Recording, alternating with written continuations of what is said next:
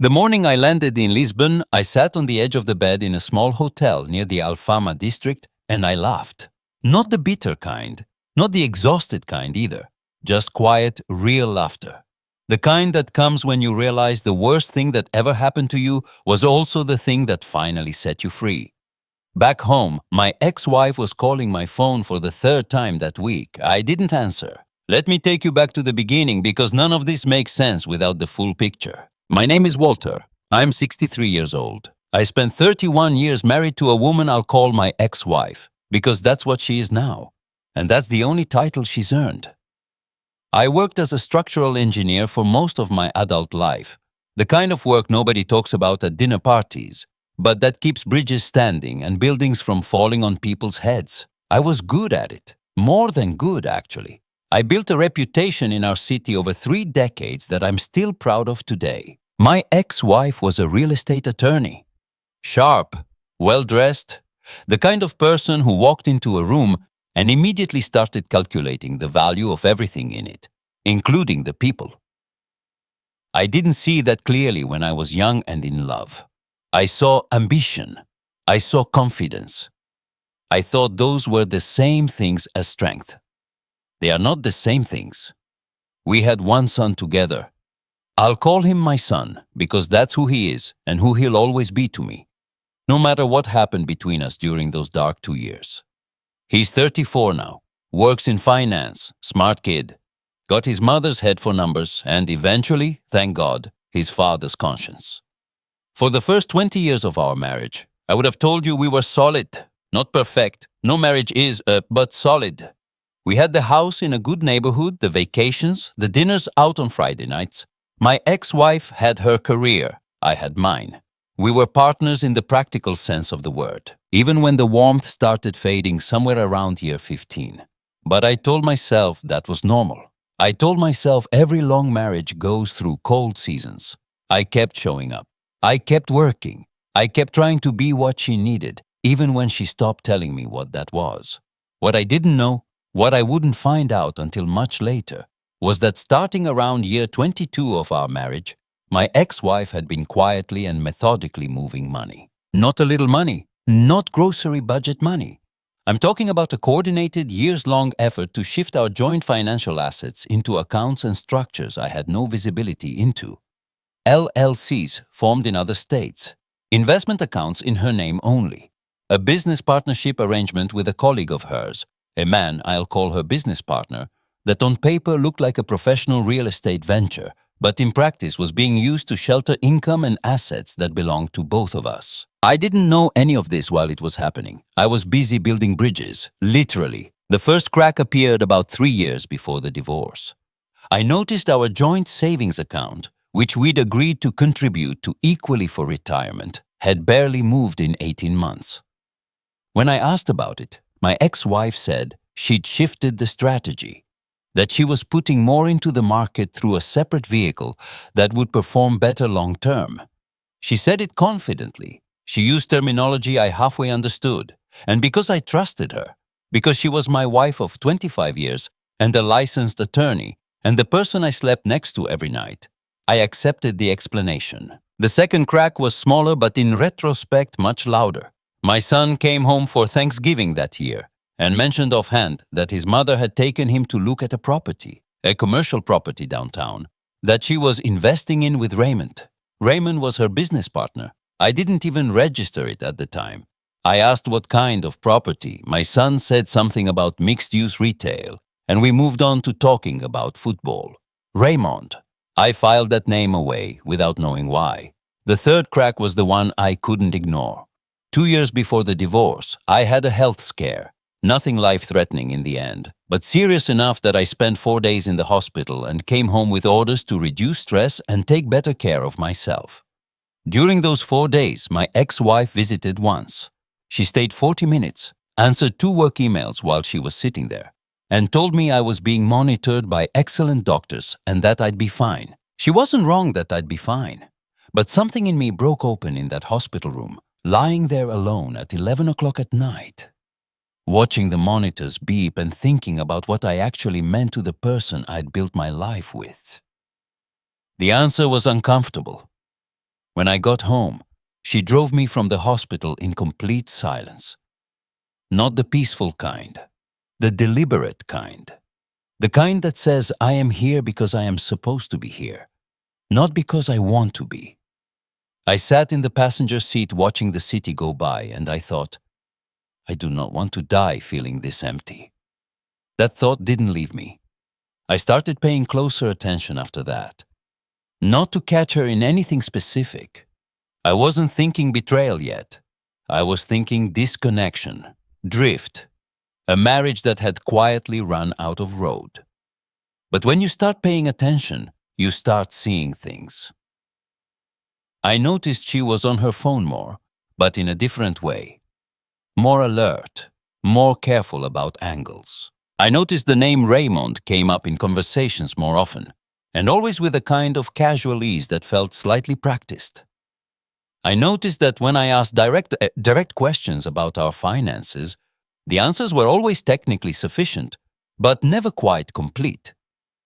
I am an engineer.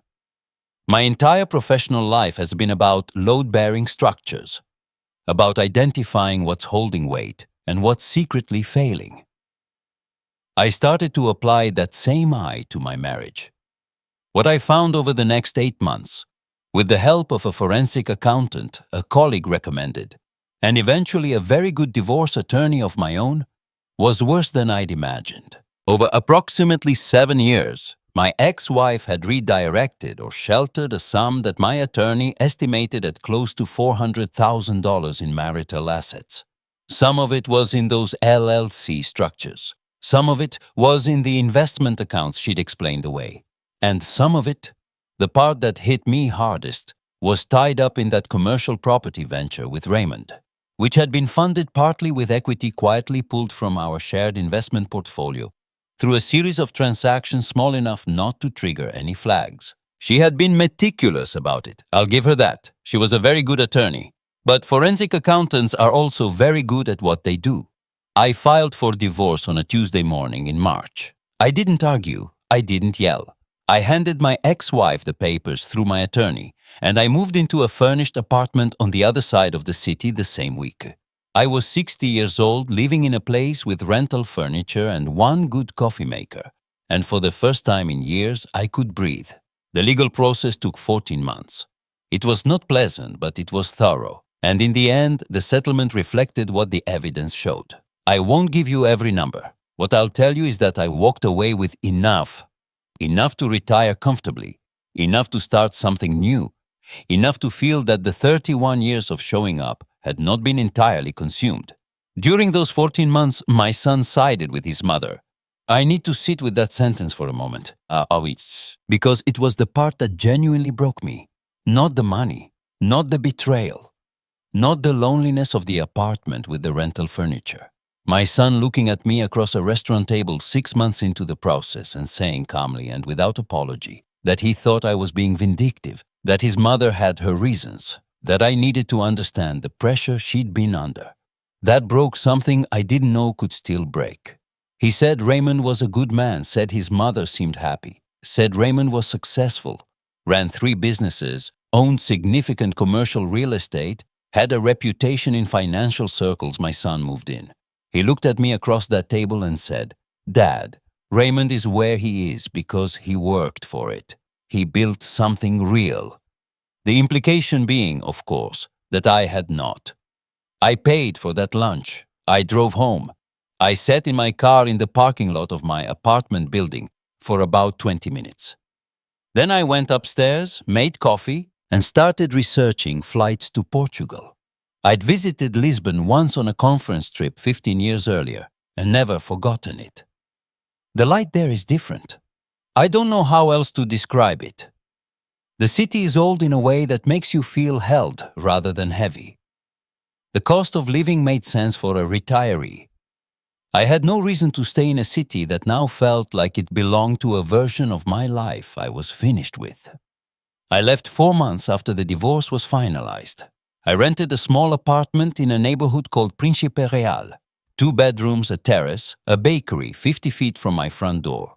I enrolled in a Portuguese class taught by a patient man in his late 60s who had the unhurried quality of someone who understood that learning a language late in life is an act of humility and that humility is not weakness. I started walking every morning, 2 hours different routes through the city. I started sleeping well for the first time in years. I started cooking real meals, not the depressed bachelor rotation of frozen things, but actual food. Vegetables from the market 2 streets over, fresh fish, bread. I picked up warm in the mornings. I called my son once a week even when he didn't pick up. I left short messages, nothing demanding. I'm good. I hope you're good. Call when you can. I meant all of it. 3 months after I arrived in Lisbon, a friend back home, someone I'd worked with for 20 years and who had no reason to involve himself in my personal affairs, but did it anyway because that's the kind of person he is, sent me a text message with a screenshot attached. My ex-wife was engaged to Raymond. They'd announced it on social media. The photo showed both of them at what looked like a restaurant, her hand extended toward the camera, a ring that I have no doubt was expensive. The caption said something about new chapters. I stared at the screenshot for a long moment. Then I texted my friend back. Thanks for letting me know. I'm making dinner. Lisbon is incredible. You should visit, because here is the thing about reaching 63 years old with your eyes open. You stop being surprised by the predictable. Of course she was with Raymond. She had been with Raymond in every meaningful sense for years before I filed those papers. The ring was just paperwork. What surprised me, what I did not fully anticipate, was my son calling me 2 days later. He called to tell me about the engagement as though I hadn't already heard. He was cheerful in a careful way. He said his mother was happy. He said Raymond had proposed at the restaurant where he and my ex-wife had first discussed their business partnership, which I thought was a revealing detail, though I didn't say so. He said he'd agreed to be Raymond's best man at the wedding. I let him talk. When he finished, I said, I hope the wedding is beautiful. I mean that. My son paused. Then he said, You're not angry? I said, I was angry for a long time. I'm not anymore. I'm watching the sun go down over the Tagus River right now, and I'm drinking a glass of wine that cost me €4, and I'm genuinely okay. Another pause. Then quietly, I'm sorry I said what I said at lunch about Raymond being successful and building something real. I shouldn't have said that. I told him I appreciated that. I told him I loved him. I told him I'd talk to him next week. After I hung up, I did sit on the terrace and watch the river for a long time. Not sad, not angry. Something more like tired and grateful at once, the way you feel at the end of a very long hike. The wedding was in October. I know the details because my son told me about it afterward. Not immediately, but eventually, and in more detail than he probably intended. It was at a hotel venue about 40 minutes outside the city. Significant production, 200 guests, formal dinner, full ceremony. Raymond, by all accounts, was in his element. He knew everyone, worked the room, delivered a toast that my son described as impressive. My ex-wife wore white. My son stood up front in a rented tuxedo and watched a man he'd known less than 4 years marry his mother. There was a moment during the cocktail hour that my son described to me later as the moment things started to shift. A woman approached my son, an older woman, someone who introduced herself as having worked with Raymond about a decade back before she'd retired. She said she was happy for them, that she hoped things worked out better this time for Raymond. My son asked what she meant. She said carefully that Raymond's first business, the one he'd built before the one everyone knew him for now, had ended badly for some of the people involved, that there had been a dispute, that some money had not gone where it was supposed to go. She said it pleasantly, without drama. Then she went to get another glass of champagne. My son stood there with that information and didn't know what to do with it. He didn't do anything with it that night. He stood up front, he gave a reading during the ceremony, he clinked glasses at dinner. But the next morning, he made a phone call to a contact he trusted. Someone in the financial world who knew Raymond's name. What came back was not comfortable information. Raymond's first business had ended with a civil lawsuit that was settled confidentially. The terms weren't public, but the pattern, the LLC structures, the way assets were held, the way partnerships were organized, bore a resemblance to structures my son recognized from something he'd heard described before. He'd heard them described by my forensic accountant in documents my attorney had shared with him during the divorce proceedings. Documents he admitted to me on a phone call in late November that he hadn't read carefully at the time because he hadn't wanted to believe them. He called me on a Tuesday. It was just past noon in Lisbon, which meant it was early morning for him. I was on my way back from the market with bread and tomatoes. I sat on a bench in a small square near my apartment and listened to my son talk for 45 minutes. He apologized for the lunch. He apologized for dismissing the evidence. He apologized for the words he built something real. He said them back to me slowly, as though hearing them from his own mouth for the first time. I let him apologize. It mattered that he did it without asking me to make him feel better about it. I told him I understood why he'd wanted to believe what he believed. Raymond had been presented to him as the successful one, the capable one, the man who had built things and earned things and deserved the life he was living. That story is easy to believe when you're in your 30s and you measure people by their visible results. I understood it. I didn't blame him for it. I said, the difference between building something real and making something look real is invisible until it isn't. That's not a failure of judgment. That's just time doing its job. He was quiet for a moment. Then he said, "How are you actually doing, Dad?" I told him the truth. I told him about the Portuguese class and the morning walks and the bakery and the €4 wine. I told him I was sleeping well and eating better, and that the light in Lisbon in the late afternoon was the most peaceful thing I'd seen in 30 years.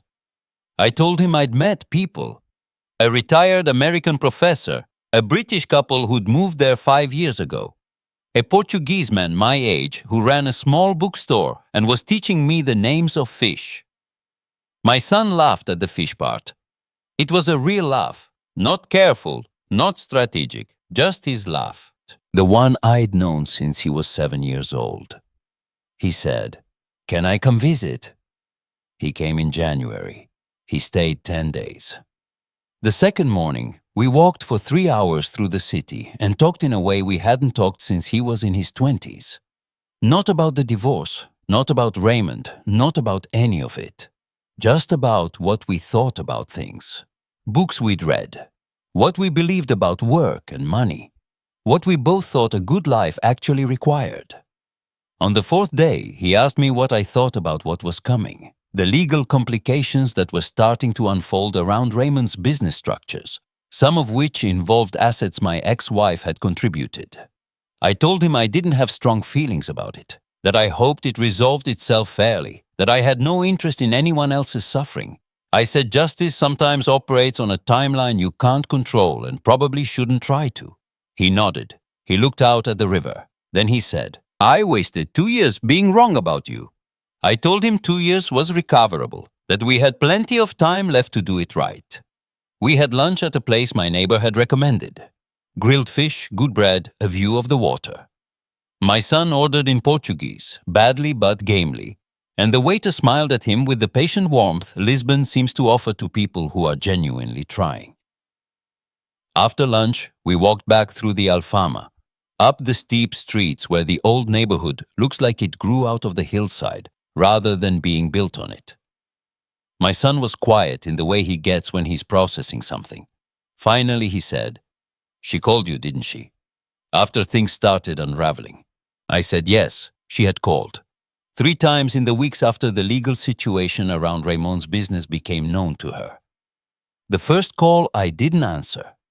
The second call I answered, and she asked, without preamble, whether I still had the contact information for my forensic accountant. I told her I'd ask my attorney. The third call was longer, a conversation I won't reproduce in full, but that contained somewhere in the middle something that functioned as an acknowledgement. Not an apology, an acknowledgement. My son asked what I'd said. I told him I'd said I hoped she found someone honest, that I meant it, that I had no more room in my life for anything other than meaning it. He stopped walking. We were at the top of a steep street with the whole city visible below us. The rooftops, the river, The suspension bridge that looks like something borrowed from San Francisco. The golden light that Lisbon does better than anywhere else I've found. He said, "I'm proud of you, Dad." I didn't say anything for a moment. 63 years old, standing on a hillside in Portugal. And those words from my son landed somewhere so deep, I didn't entirely trust my own voice. I said, "I'm proud of you too, for making the call." We stood there for another minute. Then we walked back down the hill to get coffee. I want to say something before I finish. Something I've been thinking about since all of this happened. Since the divorce and the money and the hospital room and the rental furniture and the flight across the ocean and the morning walks and the November phone call and the 10 days in January. There is a version of this story where I am the victim, where I nurse the wound and carry the list of wrongs and measure my dignity in terms of what was taken. I know that version. I lived in it for a while. It's warm in there, in a way. There's a comfort to grievance, a strange company in it. But I was a structural engineer for 35 years. I know what happens to a structure that's bearing weight it was never designed for. It doesn't fail all at once. It fails slowly and then suddenly, and the people inside are the last to know. I decided I didn't want to be the last to know about my own life anymore. So I put down the weight. Not the memory. I kept that. Memory is data. But the weight of carrying injury as identity, of letting what she did become the most important thing about who I am, that I put down. What I picked up instead was lighter and better. Language lessons and morning light, market tomatoes and patient teachers. A son who flew across the Atlantic to walk the streets of a city he'd never seen and say things he should have said 2 years earlier and meant every word. If you're carrying something right now, a marriage that stopped meaning what it was supposed to mean, a relationship where you've been the one showing up and not being seen, a life that fits someone else's definition of success but not yours. I'm not going to tell you what to do. I'm 63. I don't give advice I wasn't asked for. But I will tell you this. There is a version of your life that starts after the ending you're most afraid of. It is real. It is available. And the light there in the late afternoon is extraordinary. Thank you for spending this time with me today. This is Uncle Walter. Take good care of yourselves.